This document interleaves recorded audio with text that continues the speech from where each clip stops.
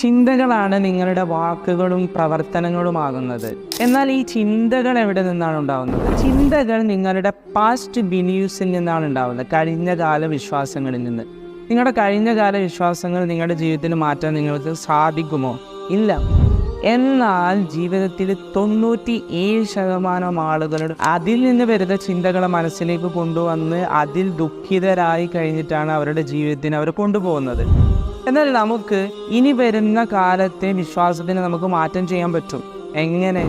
നമ്മൾ ഇന്ന് എന്താണോ പറയുന്നത്, നമ്മൾ ഇന്ന് എന്താണോ പ്രവർത്തിക്കുന്നത്, ഇതിനെ നമ്മൾ കോൺഷ്യസ് ആയി കഴിഞ്ഞാൽ, നന്മ വരുത്തി കഴിഞ്ഞാൽ വരും കാലത്തെ ചിന്തകൾ നമുക്ക് പോസിറ്റീവ് ആക്കാൻ പറ്റും. കാരണം വരും കാലത്തെ ചിന്തകൾ, നമ്മൾ അന്ന് വരുന്ന ചിന്തകൾ പാസ്റ്റ് ബിലീവ്സിൽ നിന്നാണ്. അപ്പോൾ പാസ്റ്റ് ബിലീവ്സ് എന്തിൽ നിന്നാണ് എടുക്കുന്നത്? നമ്മൾ ഇന്ന് ചെയ്യുന്ന വാക്കുകളും പ്രവർത്തനങ്ങളുമായിരിക്കും അന്നത്തെ പാസ്റ്റ് ബിലീവ്സ് ആയിട്ട് മാറുന്നത്.